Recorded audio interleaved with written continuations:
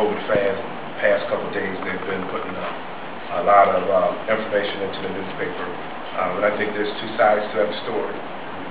And maybe tonight I'll get a chance to tell a little side of my story this evening.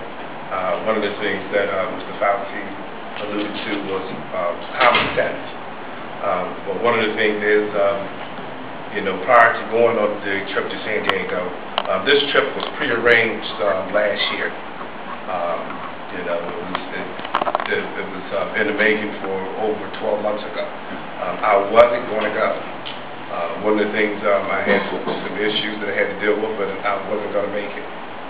But it was because there was already expenses as far as our hotel travel arrangements that could not be reimbursed. That's the only reason why I decided to go on this trip in the first place. I looked at some of the itemized. This is the only trip that I've ever went on with the school district.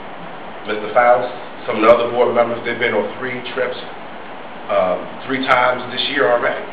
No one has never pulled any of their expenses and put it out here in public for public display. I don't have a problem with nobody looking at my receipts.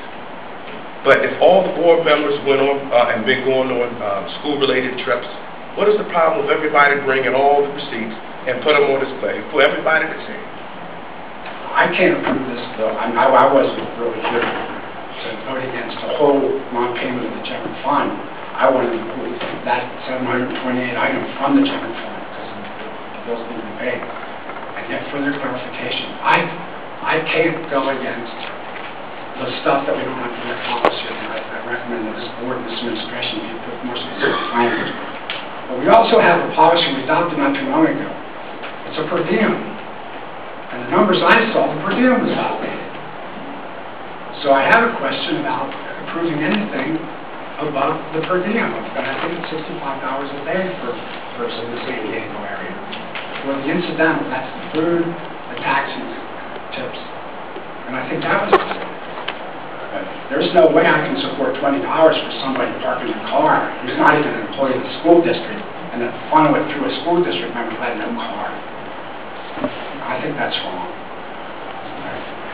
When I saw the nature of some of these bills and what they were for and the cost involved, we might not have exact policy that says, well, you can't go to a community 30 miles away for a meal. But there's a common sense that needs to be addressed here, folks. All of us have a responsibility as board members to use common sense. And common sense was not used.